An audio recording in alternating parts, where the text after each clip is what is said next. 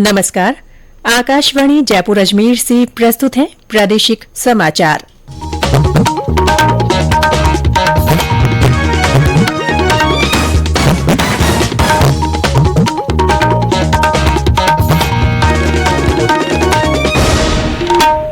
मुख्य समाचार। उच्चतम न्यायालय ने खान आवंटन के मामले में राजस्थान उच्च न्यायालय का आदेश रद्द किया। प्रदेश में खानों की नीलामी का रास्ता साफ हुआ। केंद्र ने कहा, पीएम कुसुम योजना से लगभग 2,46,000 किसान लाभान्वित। जैव विविधता संशोधन विधेयक 2023 संसद में पारित।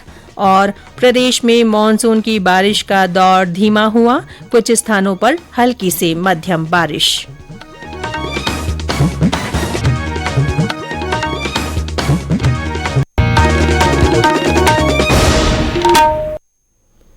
समाचारों के साथ मैं रितिका गुप्ता। और अब समाचार विस्तार से।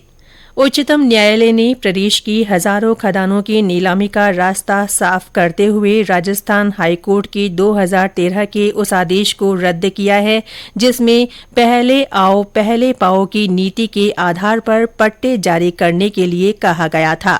सुप्रीम कोर्ट ने कहा कि सरकार के नियमों में संशोधन करने की स्वतंत्र शक्ति है और इसमें लंबित आवेदन पत्र आड़े नहीं आते हैं। सुप्रीम कोर्ट के जस्टिस एएस बोपन्ना और एम सुंदरेश की खंडपीठ ने यह आदेश राज्य सरकार की अपील मंजूर करते हुए दिया। गौरतलब है कि वर्ष 2013 में राज्य सरकार नीलामी के आधार पर पट्टा देने की नीति लेकर आई थी। सरकार ने पूर्व की नीति के आधार पर पहले आओ पहले पाओ के आधार पर पेश किए गए आवेदन पत्रों को अस्वीकार कर दिया था। वहीं नए संशोधित प्रावधान के जरिए खदानों का आवंटन नीलामी के जरिए करना तय किया गया। राज्य सरकार की इस नीति को विभिन्न लोगों ने हाई कोर्ट में चुनौती दी थी। नीलामी के प्रावधान को असंवैधानिक करार देते हुए कोर्ट ने इसे रद्द कर दिया था।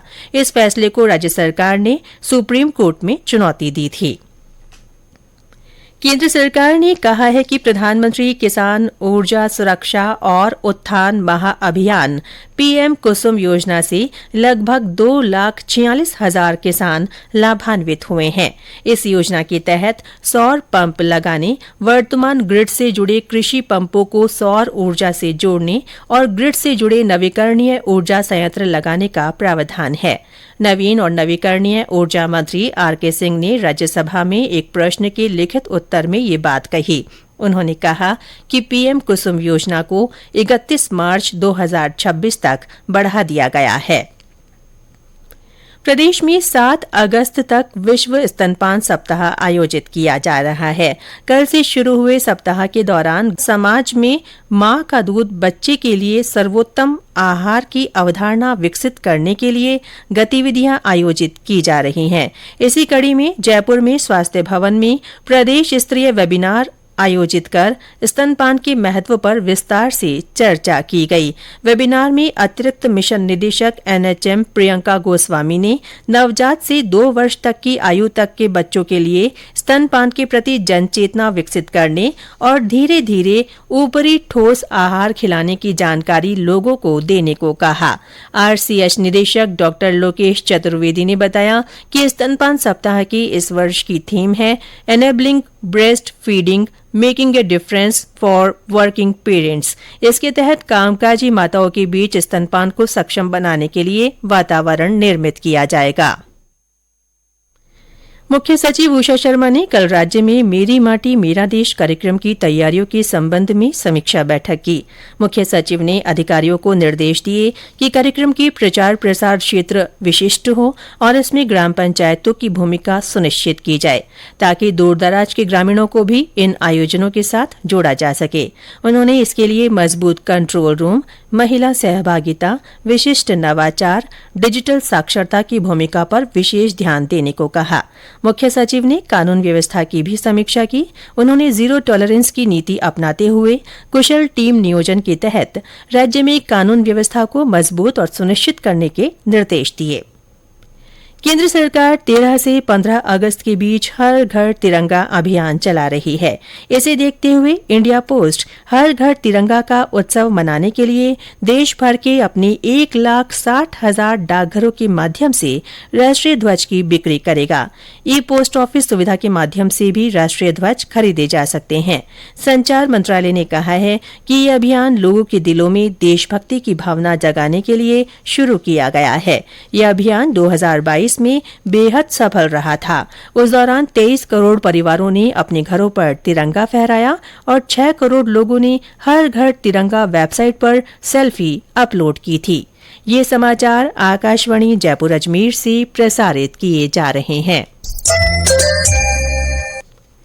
जैव विविधता संशोधन विधेयक 2023 संसद ने पारित कर दिया है।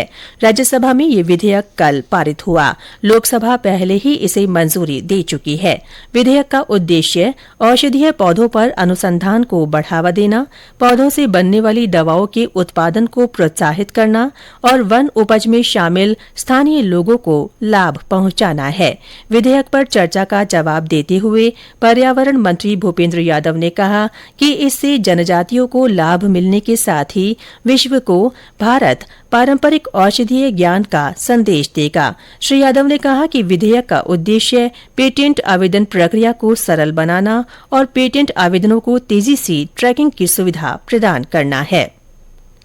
हरियाणा के नूंह में हुई हिंसा के बाद सुरक्षा व्यवस्था के मद्देनजर भरतपुर जिले के नगर, कामा, पहाड़ी और सीकरी उपखंड में मोबाइल इंटरनेट सेवा पर पाबंदी कल सुबह 6 बजे तक के लिए बढ़ा दी गई है। ब्रॉडबैंड सेवा और लीज लाइन इंटरनेट सेवाएं सुचारू रहेंगी। मेवात इलाके में सुरक्षा व्यवस्था कड़ी की गई है। अजमेर में केंद्रीय रिजर्व पुलिस बल के ग्रुप सेंटर 2 के 56वें स्थापना दिवस पर कल शाम सांस्कृतिक संध्या का आयोजन किया गया। इसमें केंद्रीय संचार ब्यूरो के पंजीकृत दल ने कच्ची घोड़ी, कालबेलिया नृत्य और देशभक्ति गीतों की प्रस्तुति दी। कार्यक्रम में बल के अधिकारी, जवान और उनके परिवार मौजूद रहे। संचार ब्यूरो ने इस मौके पर केंद्र सरकार की 9 साल की उपलब्धियों और स्वतंत्रता सेनानियों की एक चित्र प्रदर्शनी भी लगाई। जोधपुर के कृषि विश्वविद्यालय में कृषि व्यवसाय प्रबंधन में MBA और फूड टेक्नोलॉजी में BTech डिग्री कराई जाएगी। हमारे संवाददाता ने बताया कि अखिल भारतीय तकनीकी शिक्षा परिषद नई दिल्ली की ओर से दोनों पाठ्यक्रमों के संचालन की अनुमति मिलने के बाद इसी सत्र से ये पाठ्यक्रम पढ़ाए जाएंगे। इन पाठ्यक्रमों के लिए 40 सीटों पर प्रवेश दिया जाएगा। BTech फूड टेक्नोलॉजी 4 वर्षीय पाठ्यक्रम होगा और MBA कृषि व्यवसाय प्रबंधन 2 वर्षीय पाठ्यक्रम होगा। इन दोनों पाठ्यक्रमों से विद्यार्थियों को कृषि के अलावा खाद्य प्रौद्योगिकी और कृषि व्यवसाय प्रबंधन के विकल्प मिलेंगे। विश्वविद्यालय के कुलपति प्रोफेसर BR चौधरी का कहना है कि विश्वविद्यालय नई शिक्षा नीति को अपनाने की ओर अग्रसर है। इसी कड़ी में ये दोनों नए पाठ्यक्रम शुरू किए जा रहे हैं। रामेश्वर बेड़ा, आकाशवाणी समाचार, जोधपुर।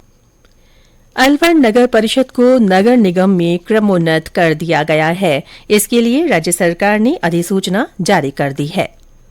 प्रदेश में मानसून की बारिश का दौर धीमा पड़ गया है। पिछले 24 घंटों में प्रदेश के कई इलाकों में छिटपुट बौछारों का दौर रहा। हालांकि बादलों की आवाजाही राजधानी जयपुर सहित कई जिलों में बनी रही।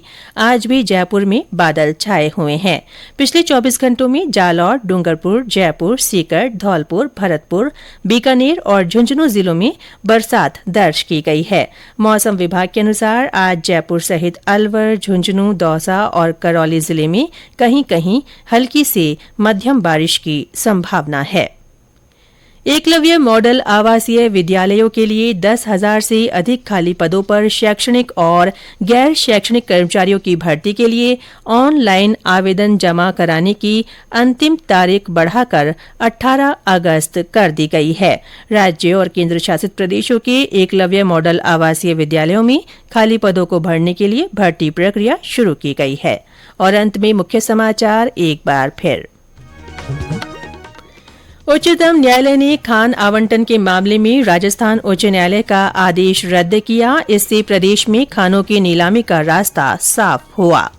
केंद्र ने कहा है कि पीएम कुसुम योजना से लगभग 2,46,000 किसान लाभान्वित हुए हैं।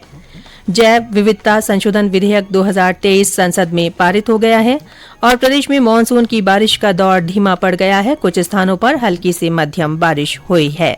इसके साथ ही प्रादेशिक समाचार बुलेटिन समाप्त हुआ। नमस्कार।